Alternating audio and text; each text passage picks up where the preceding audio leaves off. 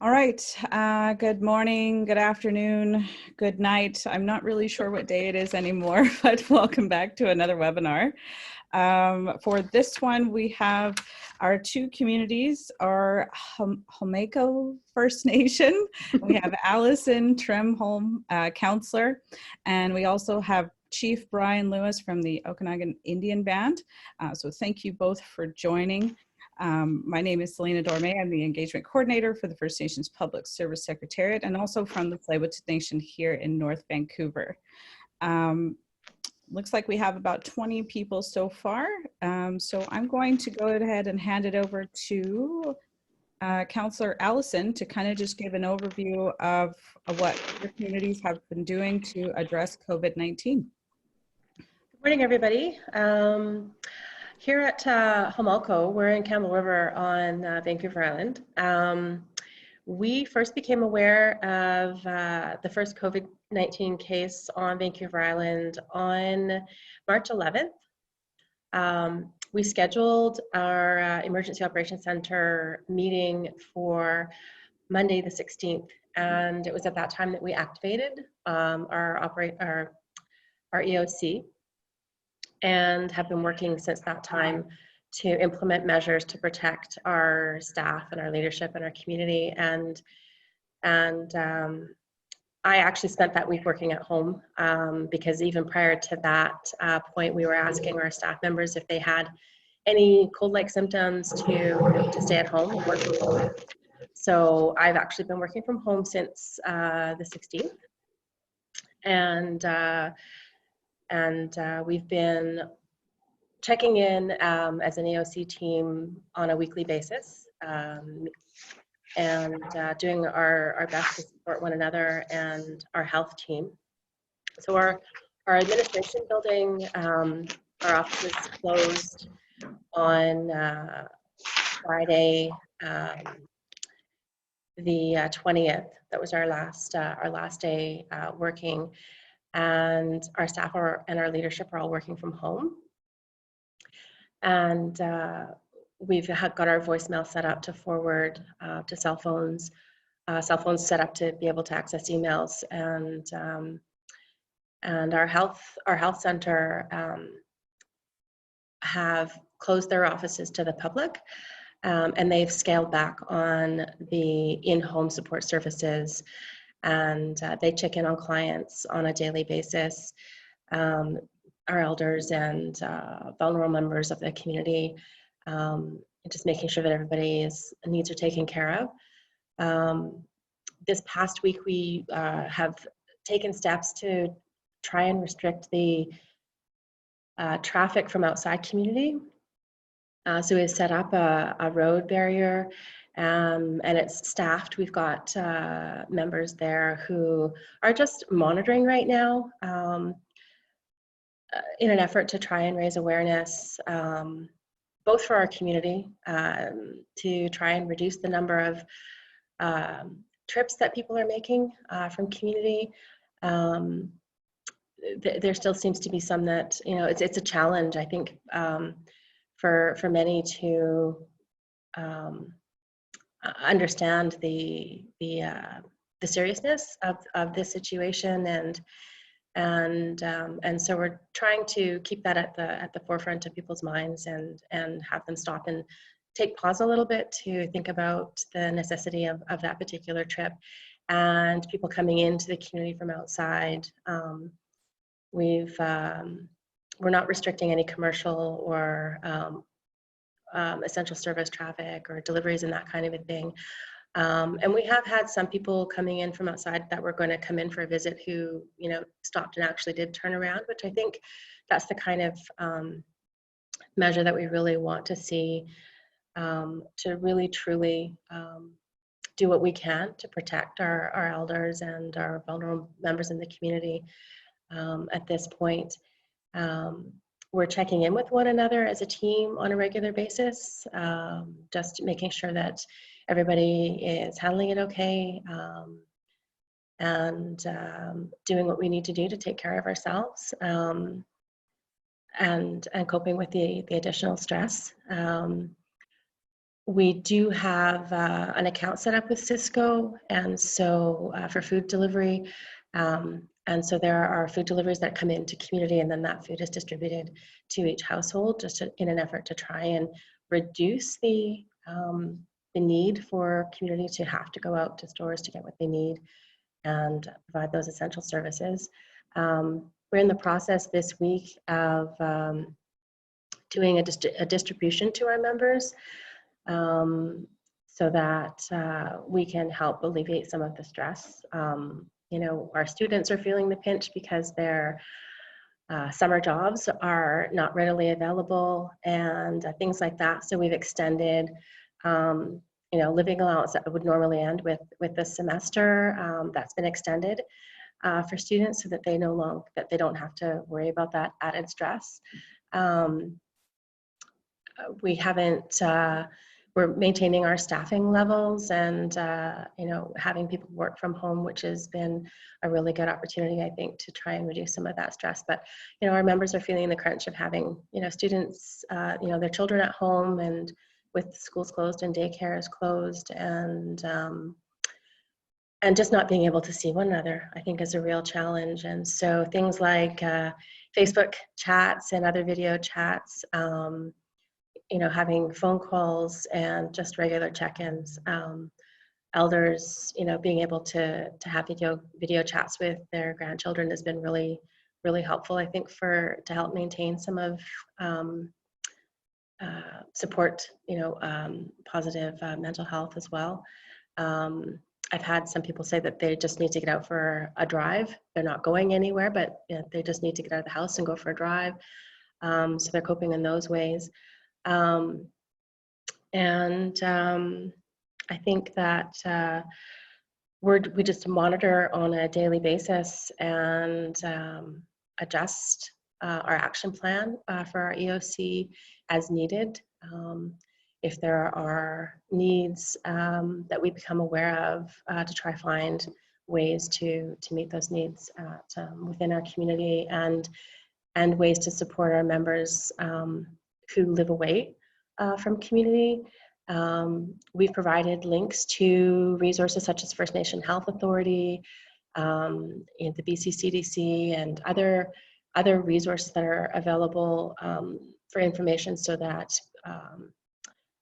we're sharing some of those best practices and the advice about how people can, the measures that they can take to protect themselves and their families, and the financial aids that are available when people are being impacted through loss of work or reduction of hours, that kind of a thing. And if there's a way that we can support people in accessing that when it does become available, then, you know, we'll do what we can. I've seen a couple of really great sites on Facebook. They're using Facebook and other social media to share songs and stories and language, and I think that's really important to help people stay connected to one another, and you know, still be able to share those traditional songs and stories. I think that's been really, really neat to see as well. But thank goodness for social media. I think it's doing a really great, it's a great way to keep people connected when we're feeling so far apart right now. So I think that, you know, as leaders, we want to make sure that we're doing what we can to support our entire team and our community, and it can be really challenging. And I think we just are taking every opportunity that we can to reach out to each other and provide the support that we need. Great. Thank you so much. I wholeheartedly agree. All right, we're going to pass it over to Chief Byron Louis from Okanagan to provide an overview. Okay, good morning, everyone. My name is Byron Louis. I'm the chief of the Okanagan Indian Band, and thanks to the organizers for getting us on. What we're looking at is making use of a three-pronged health department pandemic response. And it's made up of 3 areas. First is primary care, and that is to make sure that we're able to have the ongoing support for those that actually have existing problems with their health, but also being able to hire on another individual somewhere down in the near future to provide increased level of support for our community if their health is compromised in terms of COVID-19. So what we're really looking at is ensuring that we're able to actually look after those our people that are most vulnerable and with health compromised, including what's already been identified, some of the elderly, other people with respiratory problems, and so on. The second one that we're moving into was also food security. We're looking at the summer taking on such things as food production, looking at Okanagan Indian Band pop-up community garden. And, because I think it's really important that we start looking at practices that we traditionally had in our communities, but, that the last generation or so has dropped to the wayside. And I think everyone can all agree that as children, they can remember going into their grandparents' garden or going into a root cellar that was filled with canned produce and such. And I think in that regard, it actually did provide a level of food security for us because our needs in outside community were actually limited in that point. But I think that's one of the things that we really need to get back to, and we're taking advantage of raised beds. We have a ball field that we're gonna that is going to be the home of these raised beds, and so we can actually protect it against wildlife and other animals. And also the next stage on that food security is looking at food distribution. There are 4 tiers of support. The first one is meal preparation and delivery. Currently, that's at 2 per week. Second is food provision and delivery. Third is food provisions for pickup. And fourth is a wellness check, and that's phone calls where staff are phoning those that may be, compromised or at risk to follow up on how they're doing. The third is home and community care, and what we all realize too is mental wellness, and especially with the growing caseloads when you have isolation and there's the problems associated with that. And the other problem that we're trying to address is the fact that over time our staff is going to be taxed to a point where it's very stressful. There's going to have to be respite or rest periods for them, and just looking at what's going to happen with demanding workload. So anticipating need for after hours and weekend coverage, because that's one thing that this pandemic is not going to do, is going to be contained within specific working hours. It's 24/7.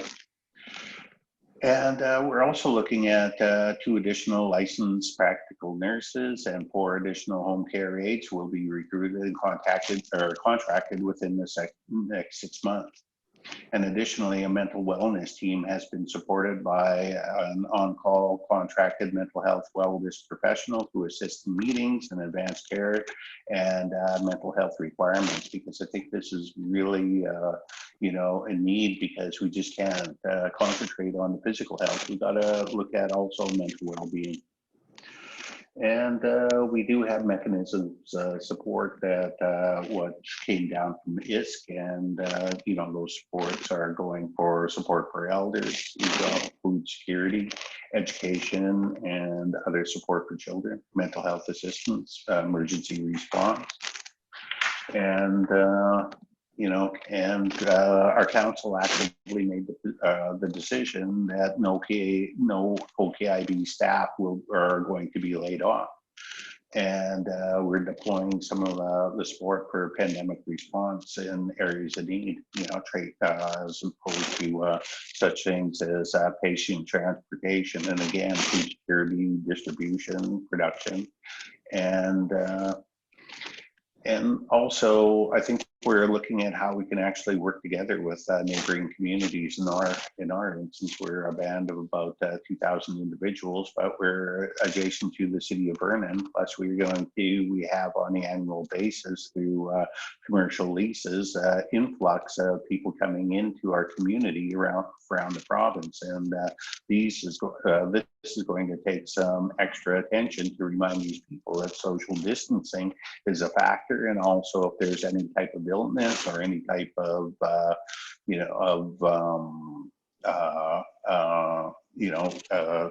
or considerations that are taken if they're feeling ill, please stay away. And that's one of the things that we're asking, and making sure that that's strictly followed. And I think it's also, looking at how we can actually work with the neighboring communities to make sure that such things as our shared emergency operations infrastructure support, because you also have to take into consideration fire is still a possibility, household protection, and especially where we are in the interior British Columbia, we're just coming up to the fire season. And also just in between now and what's considered the fire season, we also have floods. And a couple of years ago, we had to deal with that issue. So in that time, we're fortunate that in the past, we've developed a very comprehensive emergency strategy that we're now following. And, and the other things we got to look at is, how we're going to carry this out. What is the planning? And we looked at how we can share, shared EOC, field recovery and quarantine co-locations, and volunteers, first responders, logistics, and that we're going to have to really reach out to each other and provide that support with some of our surrounding communities. And the other thing that we talked about was the need for mental health to be supported during isolation, because these are really trying times. And, for the longest time, the majority of our people, when we look at it, anywhere from 10 hours a day, we're outside of our homes and interacting with community or at work. And even on the weekend, we could be gone either longer. But now with this social distancing, we're actually having to spend time indoors or within our yard. And sometimes, that can create some tensions and the need to be able to deal with these. And mental health problems have not come to a stop. They're still ongoing. And these are things that we really need to make sure that we try at least to provide that support. And, with, again, what we talked about, food distribution and food production, I think, these are some of the issues that we really need to have a look at. And, when we look at what essential human resources need to be in place, well, of course, there's health and community care, public health and mental wellness, and also the continuation of social development, public works, drinking water, those things have to be maintained. Fire department, first responders, making sure that they're still able to function. But also, it's been hard to ensure that we're able to protect these with the proper gear. And so that's something that we really need to get a handle on. And, also education and chief and council, we implemented a communications to where we have, broadcasts about at least once a week. And we had, I think, 3 so far, but we also had one of our elders had done a community prayer that went on to social media, and this elder has actually had about 12,000 hits to date, so that's pretty impressive. And I was gonna tell her that, oh my God, she's a star. And we're also, and there's been some stories that we heard from people working together. Food security, it's an incredible example of how community can actually work together and integrate in police manner to ensure that that health isn't impacted by inability to access foods, and especially when you go into the city of Vernon now, all places have have some very stringent social distancing, and making sure that people are apart, and it's done right around town, which is a good thing. And I think food security is one that we're really going to take a handle on. But I think, finally, to wrap this all up, I think, we as First Nations, we should be, our experiences with pandemics, we should be the most prepared of any people in all of Canada when you think about our historic impacts by pandemics and how many we've actually had, and some of the, the damages that it's done to us, our societies. So, I think this is something, it's a real eye opener. And I think that's one of the things that we need to do, is to ensure that our emergency response strategy is reviewed at the end of this pandemic and looked at, see if there's any gaps or gap analysis in there, and make sure that we plug all holes for the future. Because I think this is a sign of the times. This is something that we're going to have to do to protect our people. And again, us as First Nations people should be the most prepared people in the world based upon our experiences with pandemics. Okay, thank you. Thank you so much, Chief Byron. A lot of really wonderful points. You're doing a lot of great work, both of you. I'd like to move on to the questions. A lot of our questions have actually been submitted in the chat, so I'm just going to start from the top. One of the first questions was in regard to Cisco that Alison had mentioned, and the question is, how long does the Cisco food delivery take? We're working on getting an account. They have been able to deliver, for the most part, within a couple of days. For us, fortunately, I think they're based out of Victoria, and so to get it here to Campbell River, it's been fairly quick.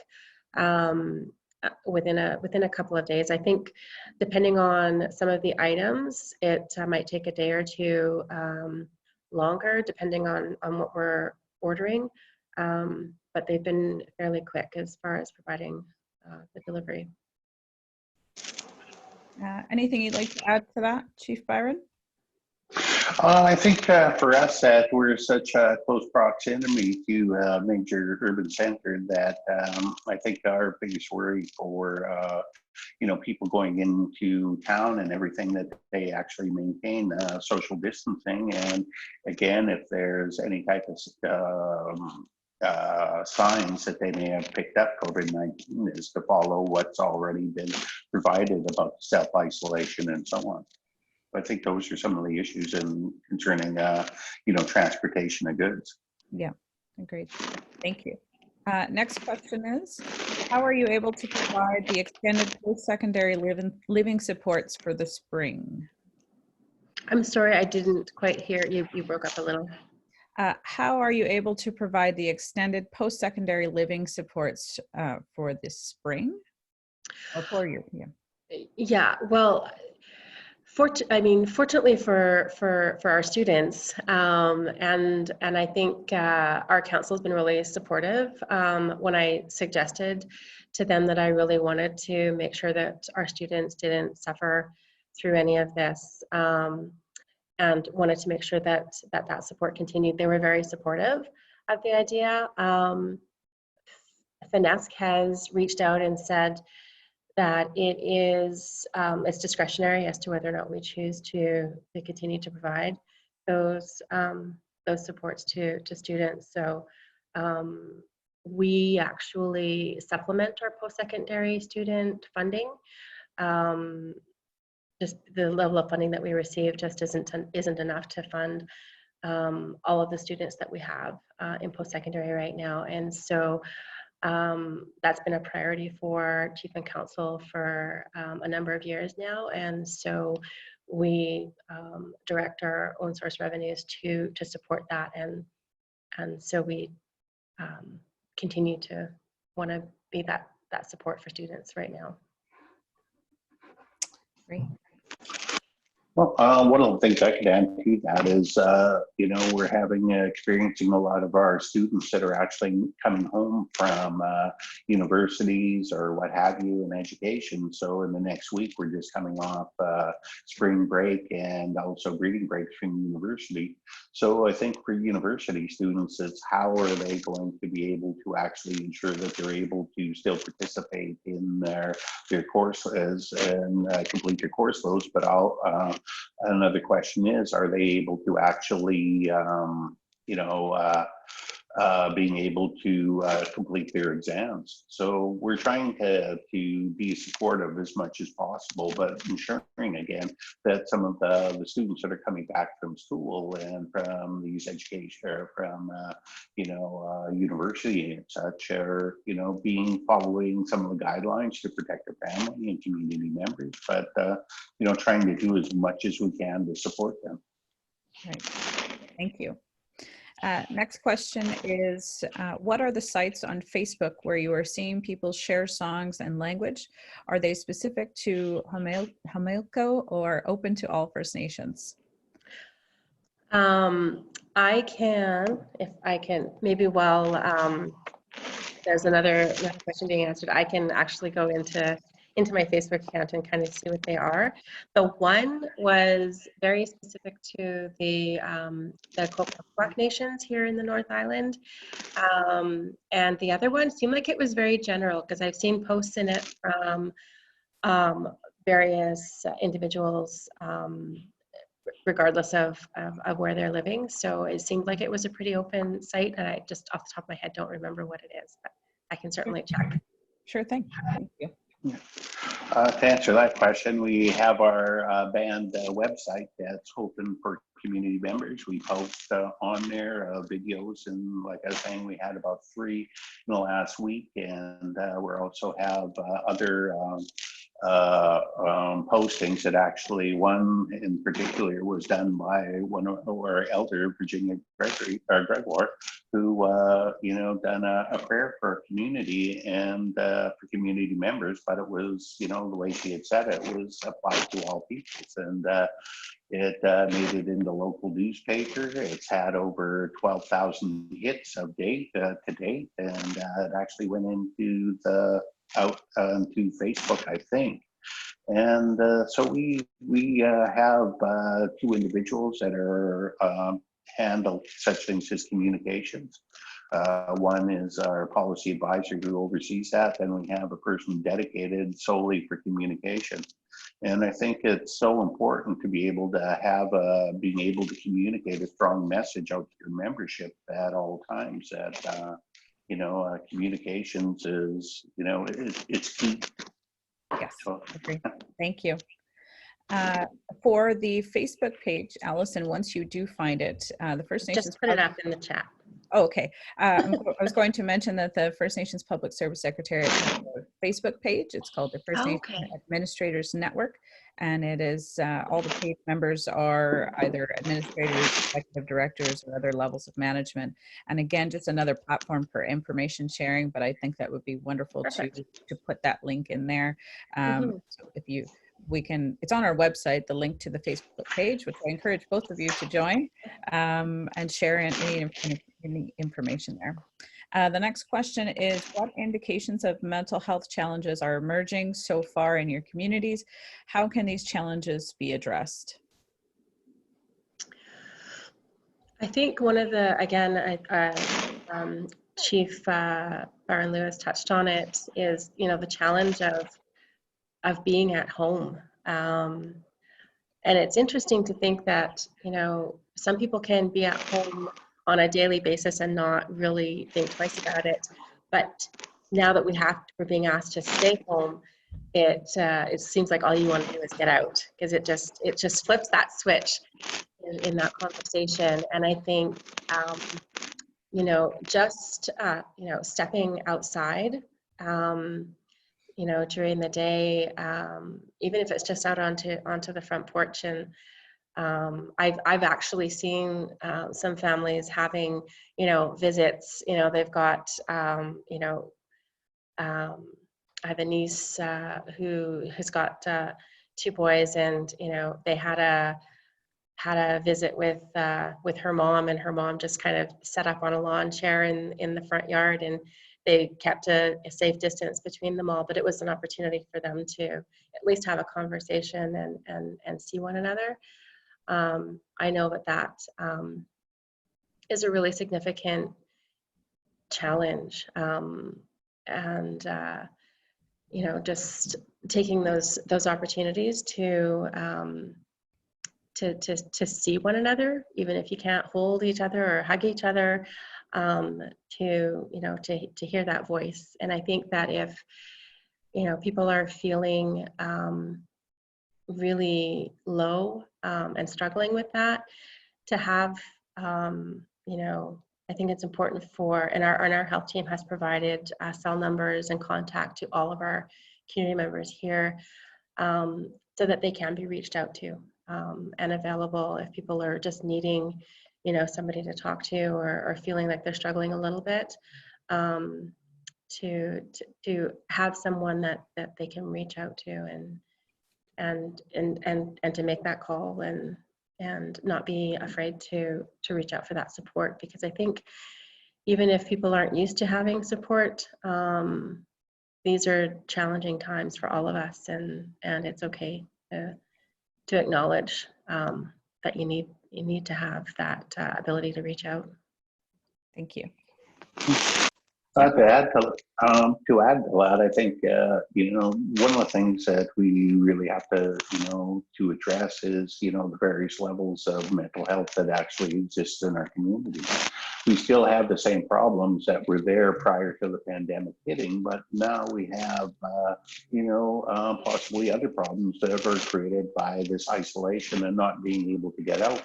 And when you think about that, and again, I sort of referenced that earlier on, of our ability to get out during the week and on weekends, so the time at home was very short, but now it's practically 24/7. So how do you actually deal with that?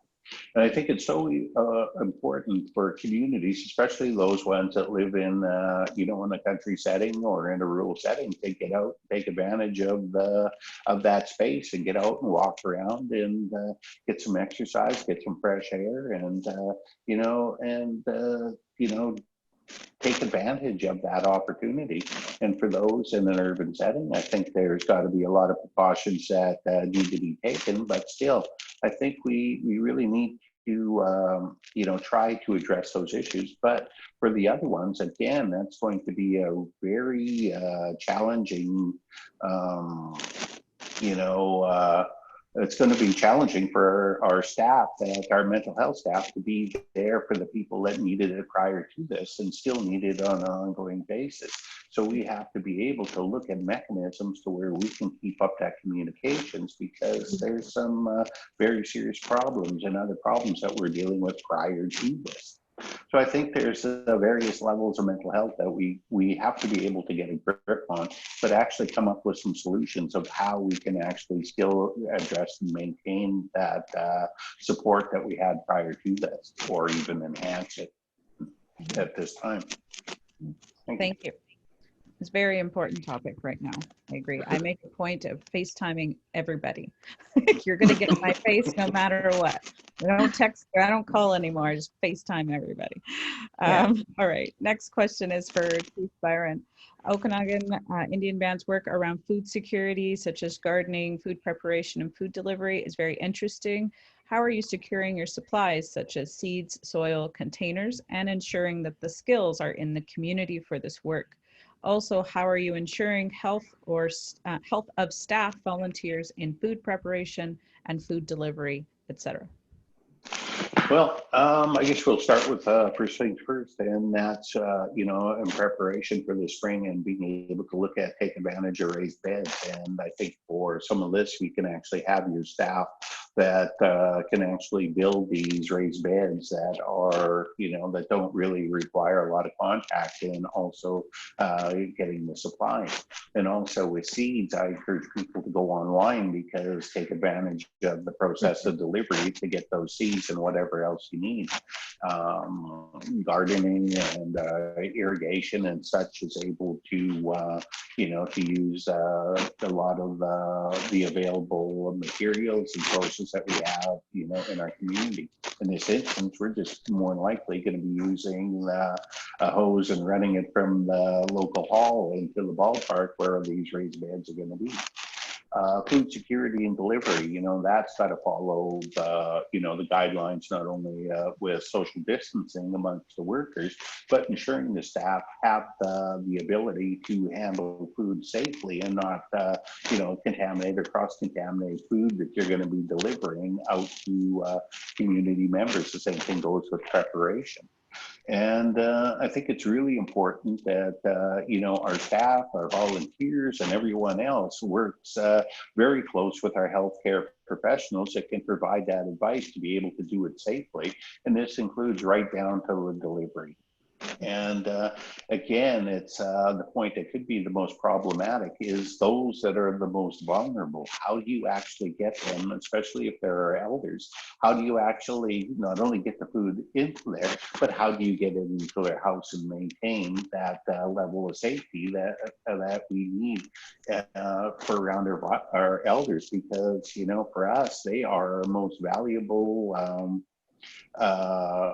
I guess in terms of knowledge and in terms of support and everything. And, we really got to go the extra mile to protect our elders. And I think for the most part, I imagine we're not alone in this regard. All communities are taking that seriously, or very seriously.